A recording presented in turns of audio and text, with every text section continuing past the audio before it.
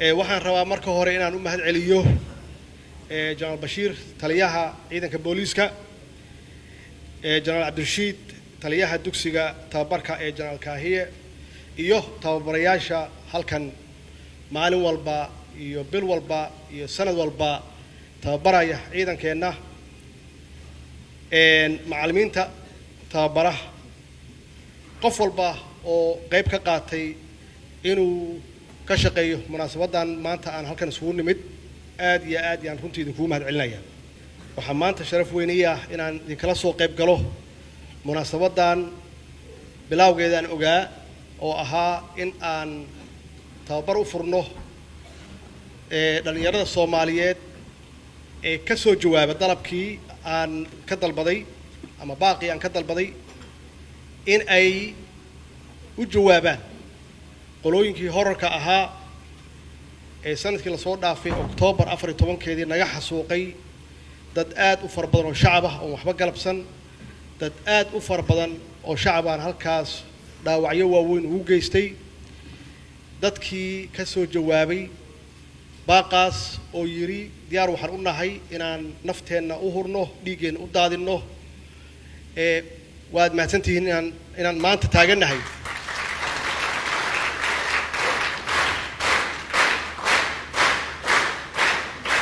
inaan maanta taaganahay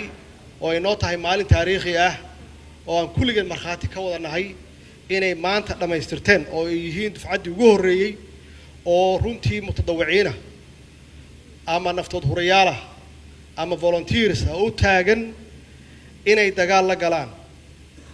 oo ay difaacaan dalkooda oo ay difaacaan diintooda oo ay difaacaan dadkooda aad iyo kulligeen sharaf weyn inoogu tahay maanta inaan marxaati ka nahay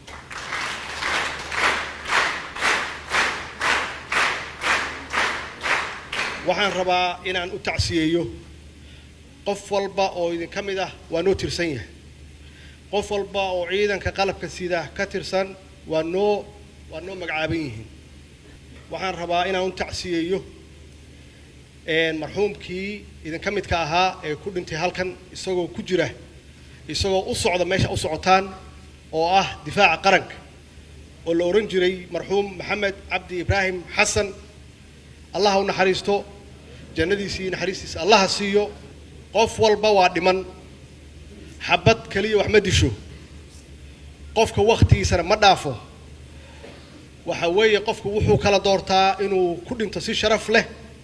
iyo inuu qofku ku dhinto si dullinimo ah oo gunnimo ah inuu dhinto waxa doorateen inaad u dhimataan si gobonimo leh inaad u dhimataan oo haddaad dhimanayso oo Ilaahay waqtigaagu uu meeshaasi ku ekeeyay inaad u dhimataan si sharaf badan idinkoo difaacaya diintiina idinkoo difaacaya dalkiina idinkoo difaacaya dadkiina idinkoo difaacaya deegaankiina inaad u dhimataan oo waxa idinka dambeeyo caruurtiina ah ee ku noolaadaan sharaf iyo karaamo iyo xurmo ay ku noolaadaan aysan ku noolaan dullinimo iyo gunnimo iyo qabjabnimo inaysan ku noolaan waxa halkaan iga muuqda oo la soo maxaan ku radaa tababaray ciidan diyaarsan ciidan nidaamsan yaa halkaan iga muuqda oo diyaar u ah inay dalkooda ka xoreeyaan horarka nabadiidka ee al-shabaab ee khawaarijta ah ee nagu soo duushay ee dalkeena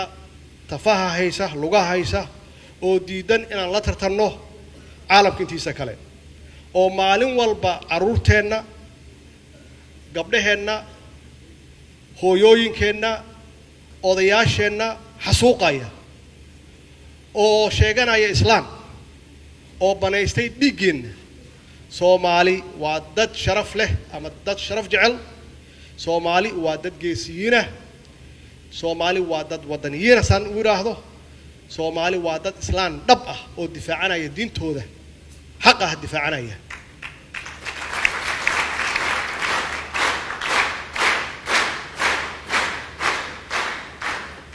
marka la fiiriyo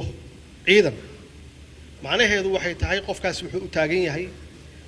inuu dhinto waxa siixdeen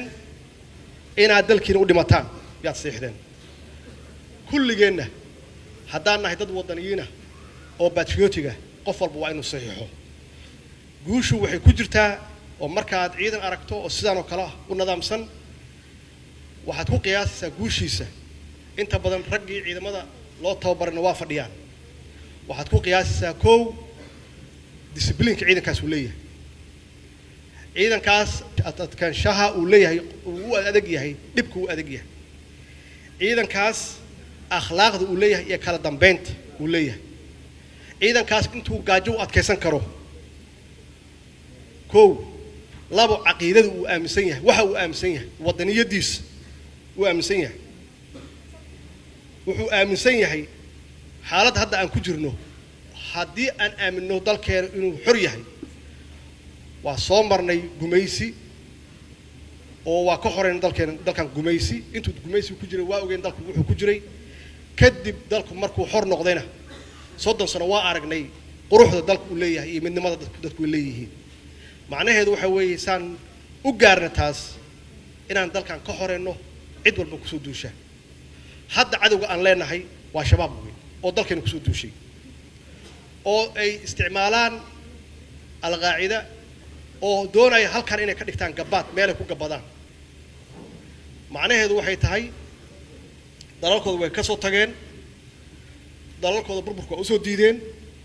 dadkooda dhimashada waa u soo diideen caruurtooda iskoollo iyo u aadaan nolol fiican ay u haystaan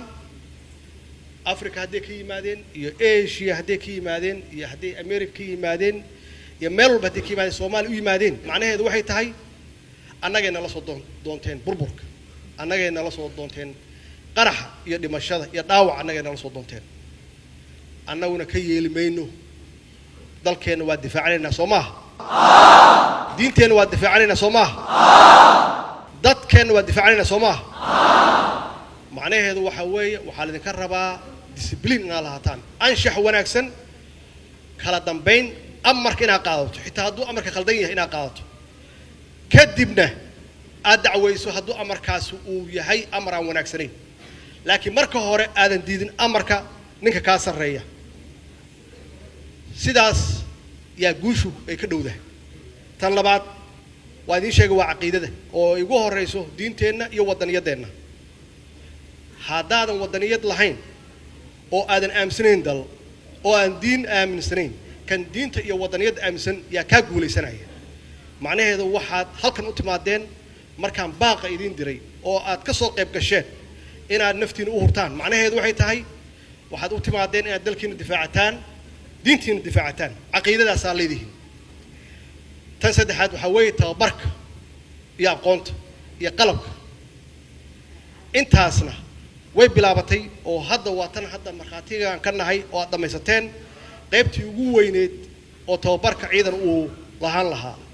tababarku waa socdaa wax joogsanaya ma aha maalin walba waxaad baranaysaa qaab cusub oo lagu dagaalgalo qaab cusub oo maxaan ku raahdaa ciidanka hawlihiisa ku saabsan laakiin maanta waxaa noo dhammaaday qaybtii ugu horreysay oo ah inaad intiina walaalo tihiin oo waxa idinka dhaxeeya tahay qarannimo waxa kaloo idinka dhaxeeya ma laha waxa idinka dhaxeeya dalkana wada leedihiin dalkana wada difaacanaysaan qarannimadiina difaacanaysaan wax ka hooseeya ma laha maalintii aad wax ka hooseeya waa maalinta aad gunnimo kala qaybsanaanshaha midnimo xumada qabyaaladda musuqmaasuqa waa waxyaabaha noo horseeda gunnimada Soomaalina gunnimo ma ogola waxa caalamku hadda nooga horeeyo oo naloo caawinayo hadday noqoto ciidan hadday noqoto dhaqaale oo lagu bixinayo AMISOM macnaheedu waxay tahay annagu wili isma qaadan isma indha buuxin wili wax khaldan yaa noo muuqday laakiin maanta waxaa muuqda oo Soomaali isku raacday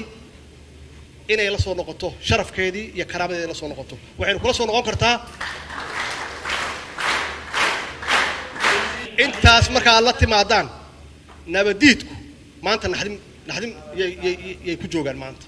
maanta waa naxsan yihiin maxaa yeelay waxa xaqiiqo inaa geesiyiintihiin markaad saddexdaas la timaadaan shuruudood waa ka adkaanaysaa maxaa yeelay iyagu waxay ku dagaalayaan xaq ma aha waxay ku dagaalayaan diin difaaci maayaan waxay difaacayaan caqiido shisheeye difaacayaan idinka ka adkaanaya marka maanta waxay ku joogaan nabadiidku naxdin xaqiiqo weey naxdin ayay ku joogaan waxaa noo wada ballan kulligeen iyo guud ahaan shacabka Soomaaliyeed inaan u istaagno dalkeenna inaan difaacno caruurteenna iyo mustaqbalkooda inaan difaacno soo saas ballan ilaahay maaha waa qaadeen Soomaha annaguna waa idin garab taagannahay maaha waa idin hor soconnaa waana guuleysanaynaa insha Allah waxaana ka tagaysaan taariikh wanaagsan qofkii tiisi dhamaatana jannadiisii iyo naxariistiisu Allah siin caruurteena waxay naga dhaxlayaan mustaqbal wanaagsan iyo sharaf ay kula tartamaan caalamka intiisa kale tababarku waa noo xiran yahay wassalaamu calaykum wa rahmatullaahi wa barakaatuh